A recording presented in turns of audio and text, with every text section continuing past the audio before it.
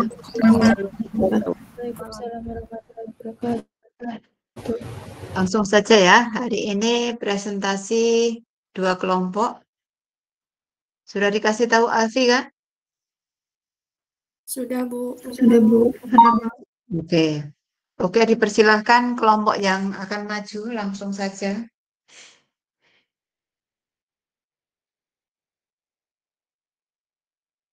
Jangan khawatir, ini hanya belajar.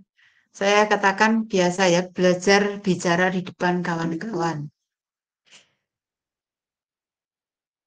Ya, kelompok siapa?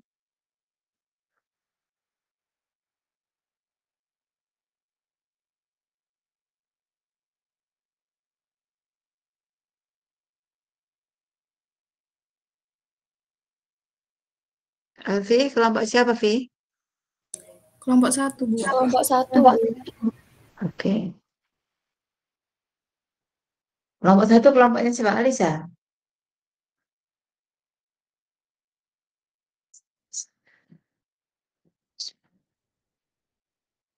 Silakan. Hana. Mohon maaf, Bu. Sudah Ya. terlihat PPT-nya. Sudah. Mohon maaf, sebelumnya saya tidak bisa on cam karena sinyalnya nggak kuat. Ya, nggak apa-apa. Siapa? Hana. Biasanya kalau pakai Gmeet itu kalau di slideshow itu nanti nggak bisa gerak. Hana pakai HP atau pakai... Oh ya sudah. Oke, bisa. Ya sudah, lanjut Hana. Lanjut, Han. Baik, Assalamualaikum warahmatullahi wabarakatuh. Yang terhormat Ibu Sri Wahyuni selaku dosen mata kuliah biokimia dan teman-teman yang berbahagia.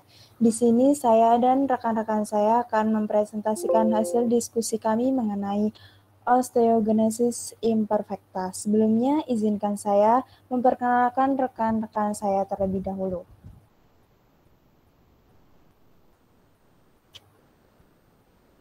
Yang pertama, Harum Cahyaningsih, saya sendiri. Yang kedua, Hanabila Raudatul Janah. Yang ketiga, Muhammad Afif Zulabib. Yang keempat, Pranidya Skar Arum. Dan yang kelima, Selvi Alhani Juni Asri.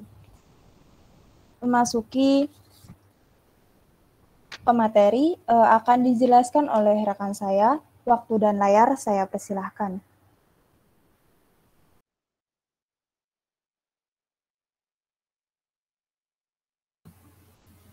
Oke, yang pertama osteogenesis imperfecta. Osteogenesis imperfecta adalah suatu penyakit keturunan yang langka dengan spektrum variabilitas klinis dan genetik yang luas, ditandai dengan tulang yang sangat rapuh, sklera biru, dentinogenesis imperfecta, gangguan pendengaran, dan skoliosis.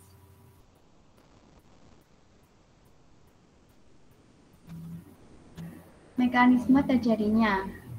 Terdapat gangguan genetik pada sel pembentuk kolagen tipe 1, osteoblas memproduksi anyaman kolagen menjadi abnormal, dan lebih dari 90% kasus disebabkan oleh terjadinya mutasi pada gen COL1A atau pada COL1A2. Penyebab terjadinya osteogenesis imperfecta yaitu mutasi atau perubahan genetika, penyakit keturunan, dan kecacatan gen. Kemudian akan dijelaskan oleh Pranidya. Tanda, gejala, dan akibat osteogenesis imperfecta. Yang pertama, tulang mudah patah, terjadinya fraktur sebelum pubertas, kelainan pada gigi, perawakan yang sangat kecil, paru-paru tidak sempurna, terjadinya gangguan pendengaran dini, terjadi sendi longgar dan perkembangan otot yang buruk.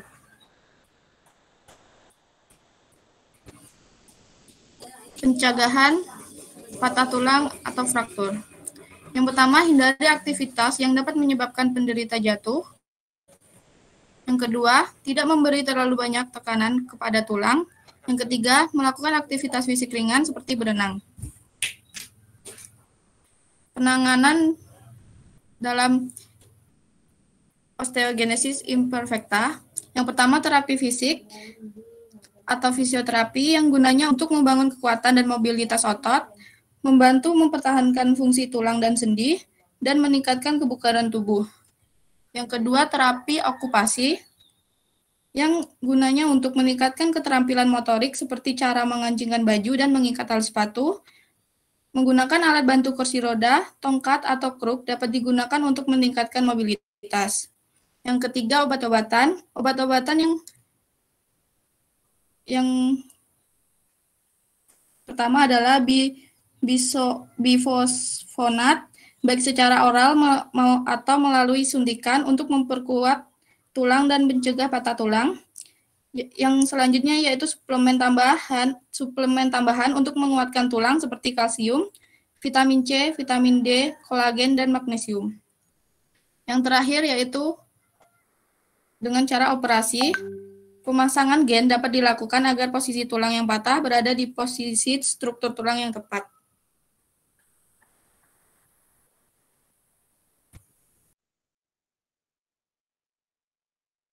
Baik, jika ada pertanyaan maupun tanggapan dari teman-teman maupun dari Ibu Sri Wahyuni selaku dosen mata kuliah biokimia, silahkan menggunakan fitur raise hand atau menuliskan pada kolom chat. Waktu dan layar saya persilahkan.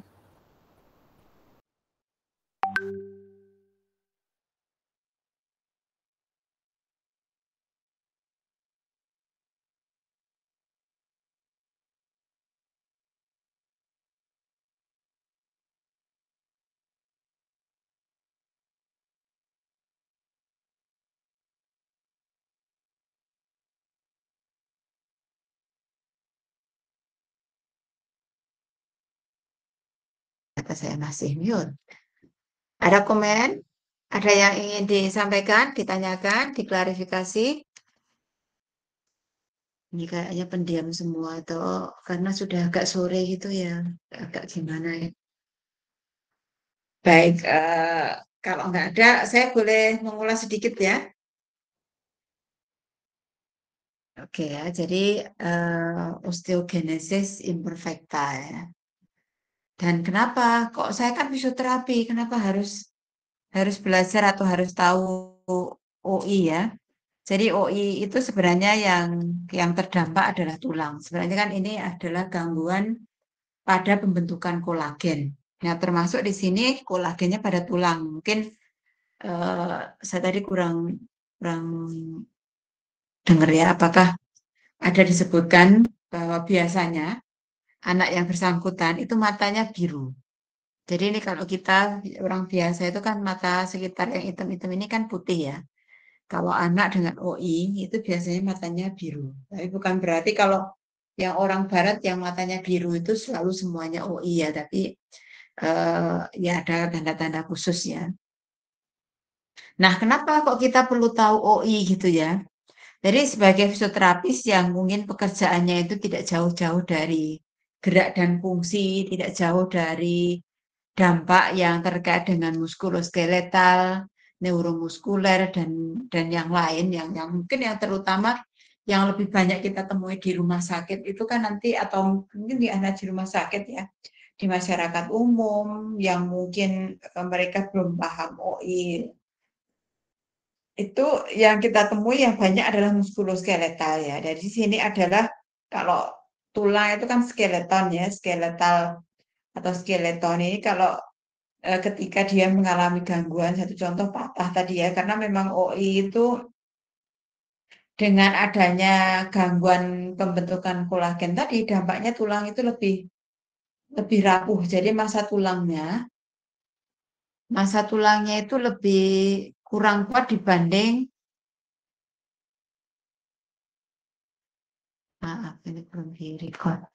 Dibanding orang yang normal ya, meskipun sebenarnya kita tidak bisa melakukan apapun kecuali nanti kalau sudah ada teknologi tadi di akhir representasi tadi kelompok ini menyebutkan bisa dengan operasi ya. Jadi operasi itu ya operasi pencangkokan genetik gitu ya. Jadi gennya karena memang OI itu gangguannya memang gangguan pada genetik. Jadi mau diapain pun kalau misalnya genetiknya tidak berubah ya tetap seperti itu ya. Jadi dengan usaha pencangkokan genetik tadi diharapkan OI itu bisa tertangani. Tetapi itu kan perlu teknologi yang mendukung. Termasuk juga mungkin gen yang ditanamkan itu juga harus lebih baik ya. Nah, di satu sisi ketika terjadi dampak karena mudah fraktur tadi, seseorang yang sudah fraktur itu treatment post operasi itu tidak jauh-jauh dari fisioterapi. Jadi bagaimana mengembalikan fungsi tubuh itu adalah tugas kita sebagai fisioterapis. Nah, harapan saya kenapa kok kita perlu belajar OI itu tidak apa ya memukul rata bahwa gangguan fraktur itu hanya sekedar fraktur biasa, tapi kita juga harus waspada kalau misalnya pada anak-anak ada patah tulang berulang. Nah, ini mungkin perlu dicurigai bahwa anak tersebut mengalami osteogenesis imperfecta atau OI ya. Meskipun nanti kalau patah berulang pada orang dewasa ataupun pada anak ya bisa jadi mungkin ada keganasan misalnya kayak osteosarkoma gitu. Osteosarkoma itu adalah kanker tulang gitu ya. Nah, itu biasanya kita juga harus waspada sebagai fisioterapis apa saja yang tidak boleh dilakukan itu harus diwaspadai termasuk kalau ada sarkoma atau kanker tadi memang kita tidak boleh memberikan heating atau pemanasan. Pemanasan itu apa sih? Memang suruh berjemur bukan ya. Jadi pemanasan dalam makna modalitas pemanasan yang kita punya. Seperti mungkin di pengantar fisioterapi Anda belajar ada SWD, ya terutama SWD ini ya. Jadi kita tidak boleh memberikan itu. Tetapi di sini sebenarnya selain mungkin kita paham nanti treatmentnya, bagaimana pengendalian, nanti juga di semester ketika Anda belajar fisioterapi pediatri, mungkin juga akan ada bahasan tentang kalau misalnya ada osteogenesis imperfecta, itu apa yang bisa dilakukan oleh fisioterapi. Meskipun kita tidak bisa melakukan terapi kausatif ya, paling tidak nanti ketika si anak itu post fraktur ya bagaimana mengembalikan gerak dan fungsi itu seoptimal mungkin. Ditambah bagaimana mengendalikan agar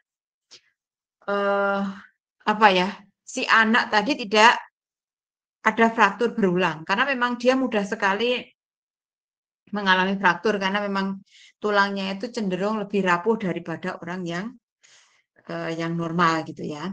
Jadi makanya ini harus waspada.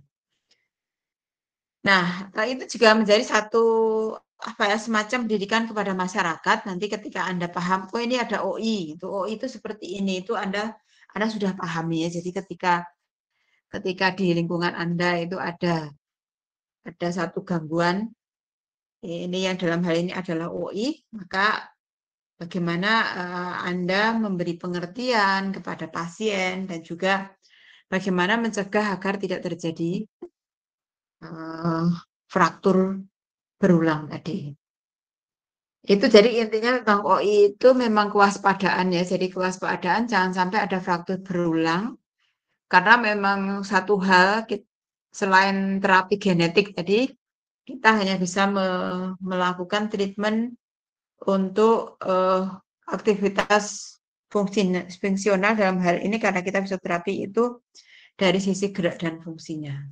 Jadi kalau misalnya post fraktur nanti diapain untuk agar dia kembali melakukan aktivitas kembali sesuai dengan aktivitas kehidupannya sebelumnya.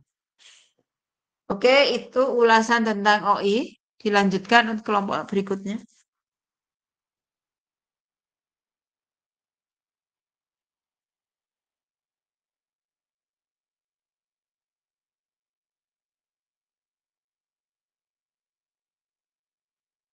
Halo, oh sudah.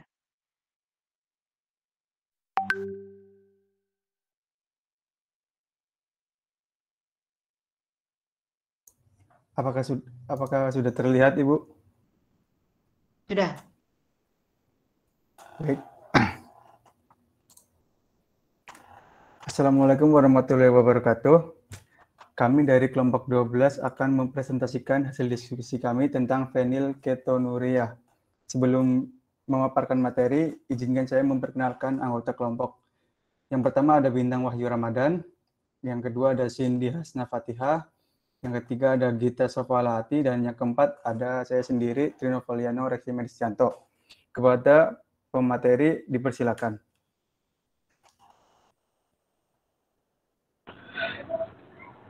Pendahuluan, phenylketonuria atau PKU merupakan gangguan dari metabolisme asam amino di mana fenilalanin tidak dapat dirubah menjadi tirosin. Sebentar. Oh ya. Sebentar. Ini Oh ya. dikasih spasi itu. Metabolisme asam amino. Asam amino. Asam amino itu adalah fenilalanin. Jadi nanti asam amino di mana itu saya pusing nanti. Oh iya, ya maaf Bu. Oke. Fenilalanin merupakan asam amino esensial. Di Amerika Serikat sekitar 4 kasus setiap 100.000 penduduk dan insiden 350 kasus per 1 juta kelahiran. Dan Jepang 1 sampai 125 1 per 125.000, sedangkan di Indonesia sendiri datanya masih belum jelas. Fenilketonuria atau yang disebut PKU adalah kelainan genetika langka yang menyebabkan asam amino yang disebut fenilalanin menumpuk di dalam tubuh. Kondisi ini disebabkan oleh terjadinya kecacatan pada gen yang membantu menciptakan enzim yang dibutuhkan untuk memecah fenilalanin. Tanpa enzim tersebut, tubuh tidak bisa memproses fenilalanin. Akibatnya, fenilalanin akan menumpuk dalam darah dan otak. Fenilketonuria disebabkan oleh suatu mutasi genetik. Pada individu dengan kondisi ini, kelainan gen menyebabkan hilangnya atau minimnya enzim yang dibutuhkan untuk mencerna asam amino atau fenilalanin. Akibatnya, akan terjadi penumpukan fenilalanin dalam tubuh. Penumpukan ini bisa mendatangkan masalah saat individu dengan fenilketonuria kerap mengonsumsi makanan yang kaya protein seperti susu, keju, kacang, atau daging.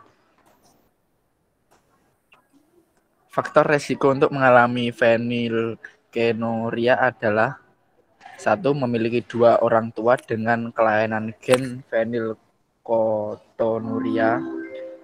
Bila kedua orang tua menurunkan kelainan gen tersebut, anak dapat mengalami penyakit fenilketonuria.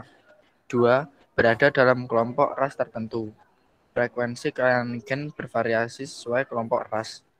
Masalah ini lebih jarang ditemukan pada individu dengan ras Afrika dibanding dengan ras lainnya. Dilanjutkan teman saya. Baik, Anda dari gejala. Baru lahir dengan fenilketonuria awalnya tidak menunjukkan gejala apapun. Tanpa penanganan, tanda dan gejala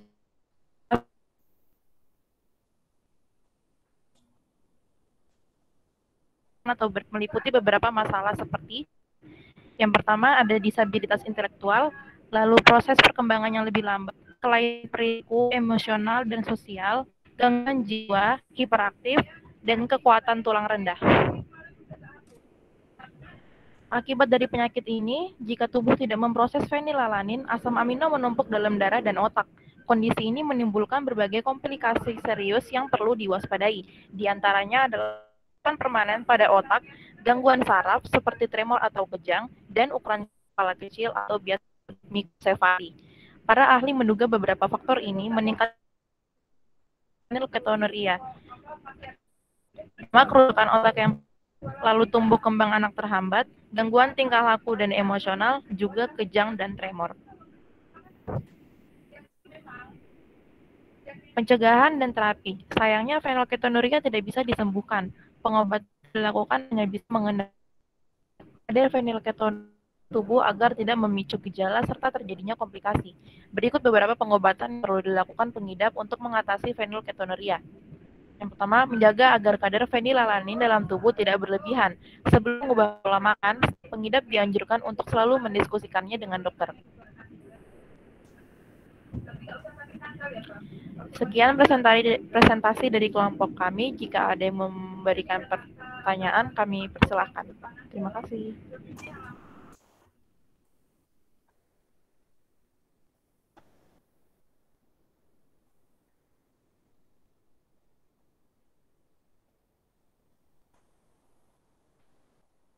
Terima kasih. Sekian presentasi dari kelompok kami. Apabila ada pendapat dan pertanyaan, bisa menggunakan fitur raise hand maupun dituliskan pada kolom chat.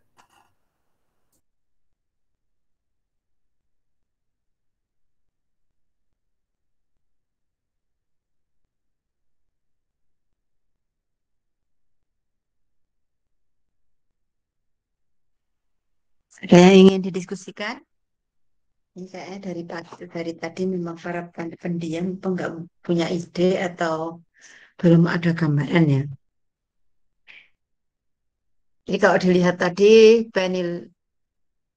fenilalanin itu adalah asam amino esensial ya. Jadi sebenarnya dia sangat penting dalam tubuh dan harus didatangkan dari luar ya. Jadi dia tidak bisa disintesis oleh tubuh sendiri. Tetapi di sisi lain karena anak atau orang dengan PKU itu tidak bisa memecah karena memang tidak ada enzim yang bisa memecah. Dia nggak punya ya. Tapi tidak semua orang nggak punya. Hanya mungkin beberapa orang tadi sudah dikatakan satu dari sekian puluh ribu orang gitu dilahirkan dengan kondisi itu. Jadi orang yang bersangkutan itu tidak punya enzim yang bisa memecah asam amino yang mengandung fenilalanin itu ya. Jadi satu hal yang mungkin jadi catatan kalau misalnya Anda mau makan apa ya atau minum biasanya vitamin yang salut zat manis itu ya karena memang fenilalanin ini digunakan untuk apa namanya memberikan salut pada multivitamin ya baik bukan hanya salut ya pada multivitamin yang dilarutkan atau effervescent itu juga biasanya mengandung aspartam. Jadi fenilalanin itu salah satunya ada di aspartam. Jadi makanya nanti kalau misalnya Anda membeli baik nanti ini menyebutkan merek apa ya ada Enervon C, kemudian ada CDR, ada Protekal, itu Anda baca. Di situ pasti ada tulisan hati-hati untuk kondisi yang ada fenilketonuria. Jadi itu sebenarnya kenapa kok hati-hati? Karena memang di aspartam itu mengandung dia kan bukan pemanis tapi bukan dari karbohidrat. Dia bukan termasuk gula kan. Nah, dia termasuk dalam golongan peptida atau protein. Nah, salah satu kandungannya adalah fenilalanin itu. Jadi kalau dalam tubuh seseorang tidak punya enzimnya, maka tadi ketika masuk itu nanti fenilalanin akan apa istilahnya? Berkeliaran atau menumpuk di dalam tubuh dan tidak bisa dimanfaatkan. Termasuk tadi menumpuk di otak, mungkin di hepar, misalnya seperti itu ya. Di otak ini akan mengganggu. Mungkin orang yang bersangkutan bisa menjadi mental retardation. Apa itu mental retardation? Pernah dengar? MR. Ya ini singkatannya MR ya. Jadi sebenarnya kalau MR, apakah MR itu termasuk nanti yang ditangani oleh fisioterapi? Nah, biasanya kalau MR murni, MR itu adalah keterbelakangan mental atau biasanya IQ-nya kurang dari normal. Nah, ini macam-macam sebabnya, tidak hanya sekedar oleh karena adanya PKU itu, tapi bisa juga oleh yang lain ya. Jadi kalau misalnya nanti ketemu anak CP, ternyata anak CP itu ada gangguan kognitif, ya bisa jadi dia juga, tapi kalau CP jarang ya. Mungkin anak DS ya yang sering ya, Down syndrome, tapi juga tidak semua anak DS. Down syndrome itu lebih banyak mungkin terjadi MR ya. Tahu Down syndrome itu memang salah satu salah satu permasalahannya adalah hipotonus pada otot. Jadi otot itu kalau kita ini kan kenyal, ada tonusnya itu lebih terasa keras gitu ya. Tapi pada anak dengan DS ini lebih lembek. Nah, kalau lebih lembek itu yang disebut sebagai hipotonus, dan tugas kita sebagai fisioterapis itu menstimulasi agar tonusnya itu lebih tinggi. Itu kalau dari sisi DS tadi. Tapi kalau MR, nah kalau MR-nya tadi memang dibarengi dengan DS, ya bagaimana kita mengoptimalkan aktivitas fungsional dari anak DS tadi untuk bisa melakukan mandiri. Nah, untuk MR-nya bagaimana ya? MR-nya itu biasanya memang treatment-nya bukan dari kita karena memang ada semacam reedukasi atau jadi kalau misalnya anak-anak MR itu memberikan pembelajarannya harus lebih intens dibanding dengan anak dengan ya IQ-nya normal. Nah, ini kalau ada dampak MR ya, tapi sekarang PKU itu lebih bisa dideteksi secara dini ya. Jadi misalnya anak lahir itu mungkin dari bau keringatnya, dari bau apa ya, yang kayaknya dari bau keringatnya itu bisa dideteksi bahwa ini adalah dia mengalami PKU atau bau nafasnya ya. Jadi bau nafasnya itu bisa dideteksi bahwa dia ada PKU. Nah, ketika ada PKU itu sekarang orang tua dan keluarga itu diminta untuk waspada. Jadi si anak ini tidak boleh mengkonsumsi atau mengasup bahan makanan yang mengandung fenilalanin, termasuk tadi makanya di vitamin itu dikasih perhatian bahwa anak atau orang dengan gangguan fenilketonuria itu dilarang untuk mengkonsumsi obat atau multivitamin yang sedang dibeli itu ya. Jadi memang itu dari situ memang harapannya tadi fenilalanin itu tidak lagi menumpuk di otak atau di tempat lain. Karena ketika menumpuk di di otak tadi saya katakan tadi akan memunculkan terjadinya MR itu tadi. Dan kalau sudah MR itu ya meskipun dia bisa hidup normal, tetapi ya perlu effort atau usaha yang lebih keras dibanding kalau mengajari anak tanpa gangguan ya. Jadi artinya anak-anak yang dengan IQ yang rata-rata atau di atas rata-rata ya. Jadi anak dengan IQ yang di bawah rata-rata itu memang perlu energi lebih untuk mengajarinya. Meskipun itu nanti juga ada sih di tempat-tempat klinik anak, kemudian di DPAC itu ya yang kita temui ya anak-anak seperti itu. Itu ulasan saya tentang PKU. Masih ada yang ingin didiskusikan? Ini baru jam 16.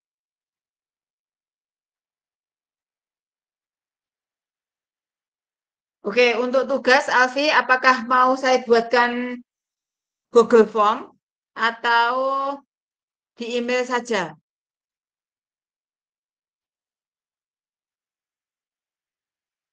Diam saja semua. Dengar suara saya? Dengar, Bu.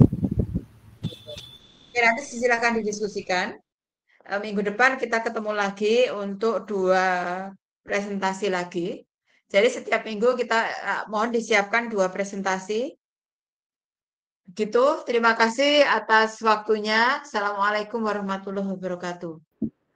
Waalaikumsalam warahmatullahi wabarakatuh. Terima kasih. Terima kasih, Ibu. Sama-sama. Terima kasih, Ibu. Ya.